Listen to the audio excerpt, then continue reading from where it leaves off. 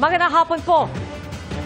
Ipinahito muna ni Pangulong Bongbong Marcos ang planong rehabilitasyon ng EDSA ngayong buwan. Dahil dyan, hindi rin muna ipatutupad ang odd-even scheme sa EDSA. At mula sa Pasay City nakatutok live si Darlene Kai. Darlene. Dito dapat sa Pasay City uumpisahan yung EDSA rehabilitation sa June 13. Pero hindi na muna matutuloy yan matapos i-anunsyo ng Pangulo kanina na pag-aaralan muna nila ang proyekto. In-instructionan ko si Secretary Vince Dizon at saka si Secretary Manny Bunuan ng DPWH ay sinabi ko, pause muna doon sa rehabilitation. Huwag muna natin gagawin. Dahil pag tinitignan natin yung cost-benefit analysis, maganda sana kung maayos natin. Ngunit, ang laking sakripisyo ng 2 taon. Sa paglulunsad ng isang programa sa Metro Manila Rail Lines, inanunsyo ni Pangulong Bongbong Marcos na ipagpaliban muna muli ng hindi bababa sa 1 buwan ng EDSA rehabilitation na magsisimula na dapat sa June 13. Anya, marami raw ang nangangambang mauuwi sa Carmageddon o matinding traffic ang construction sa EDSA. Ang daming bumalik na nag-aalala paano yung trabaho namin.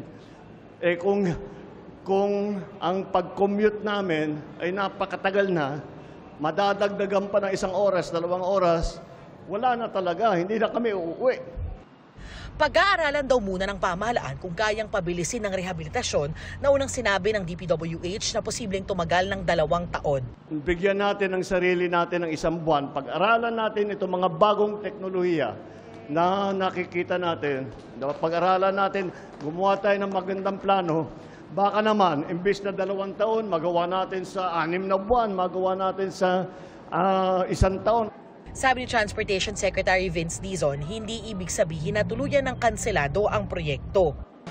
He said, go back to the drawing board is what the President's message was today because he has listened to the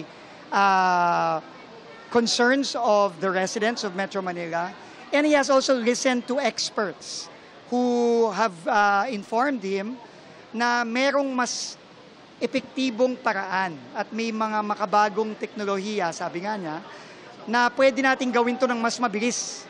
Hati ang reaksyon ng mga motorista sa anunsyo ng Pangulo. Better mag-experiment, baka may lumabas na solusyon. Parang wala rin mangyayari.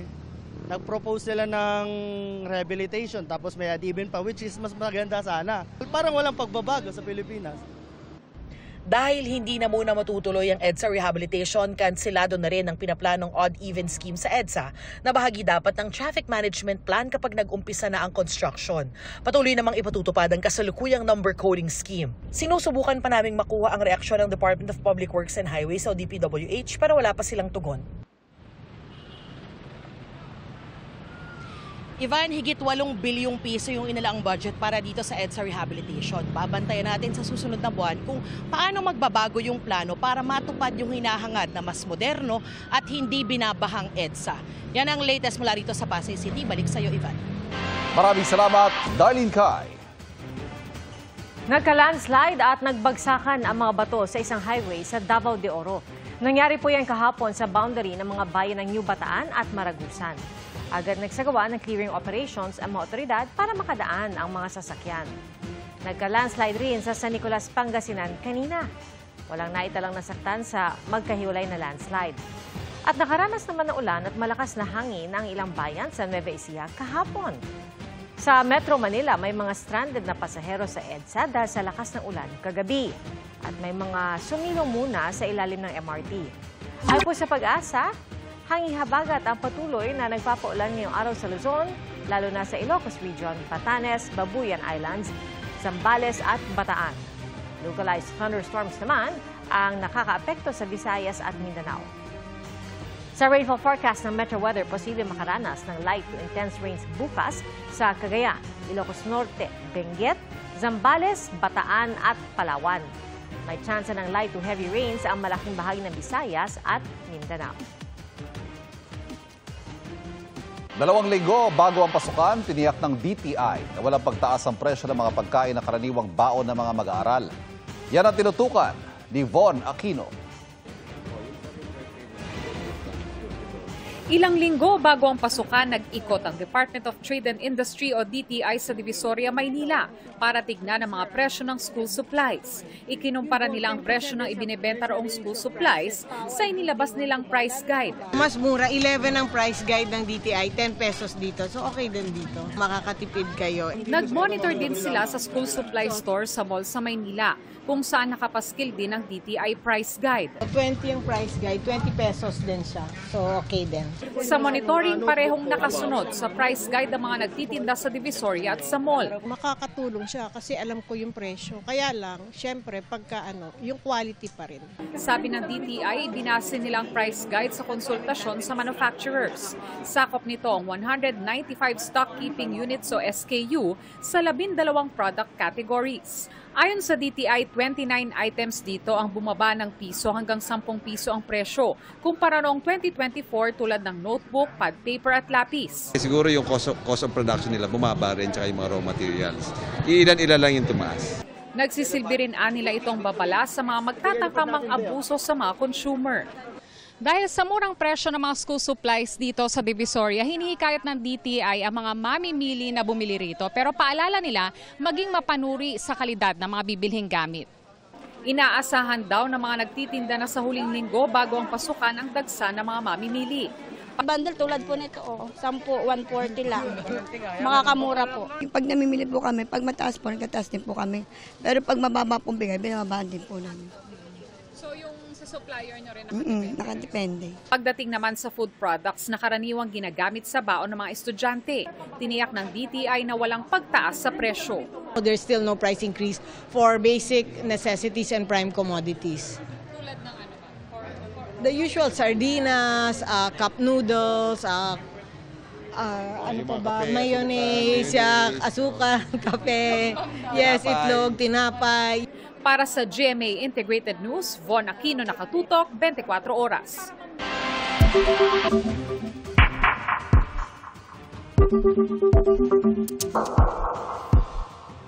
Tiwala po isa sa mga House prosecutor sa impeachment trial ni Vice President Sara Duterte na itutuloy ng Senado ang paglilitis kahit tumawid ito sa 20th Congress. Nakatutok si Jonathan Andal. Noon pa man, gusto na raw ni Vice President Sara Duterte na humarap sa impeachment trial para malinis daw ang kanyang pangalan. May petisyon pa rin naman sa Korte Suprema ang bise para pigilan ng trial pero hindi pa naman niya ito inaatras. How am I preparing myself mentally and emotionally? Well, emotionally, I don't feel anything at all anymore about the impeachment. Ikinuwento yan ng bise habang nasa Hague, the Netherlands. Tinanong din ng bise tungkol sa pahayag niya noon na gusto niyang magkaroon ng paglilitis dahil gusto niya ng anyay bloodbath. We have always said that the impeachment is a political persecution. If it's a persecution, it's some sort of crucifixion against me. When there's a crucifixion, there's blood. So it's a bloodbath, my bloodbath. So I'm just sad that many people refuse to understand the context wherein I give statements. Ang pagkumpara ng bise ng kanyang impeachment trial sa crucifixion o pagpapapako sa krus, tinawag ng isa sa mga leader ng Kamara na drama lang. Hindi kailangan ng drama dito. We don't even have to resort to language such as that. Kung naniniwala ang ating Vice Presidente at ang kanyang mga kakampi na wala silang kasalanan, na wala silang pananagutan, iharapin nilang. Bukas na dapat ang pagbasa ng articles of impeachment laban kay VP Sara sa Senado. Pero dahil uunahin daw muna ng Senado ang mga nakabinding panukalang batas, inusog ito sa June 11, 2 araw bago ang sine die adjournment ng 19th Congress sa June 13. At this point, sir, I really do not know if the impeachment trial will push through. But I told the defense team that they should prepare for whatever eventuality. Si House Assistant Majority Leader Representative Judah Sidre naniniwala pa rin itutuloy ng Senado ang impeachment trial kahit pa tumawid ito sa 20th Congress. Aniya, nangyari na rin daw ang ganitong sitwasyon sa Amerika kung saan kinopya ng Pilipinas ang proseso ng impeachment. Pinakakilala doon si President Bill Clinton na impeach sa isang kongreso at nagkaroon ng trial sa kabilang kongreso. Gusto ko na lang panghawakan yung sinabi ni Senator Jingo Estrada na gagampanan ng Senado ang kanilang constitutional duty na italakayin ang impeachment. Para sa GMA Integrated News, Jonathan Andal, Nakatutok, 24 Oras.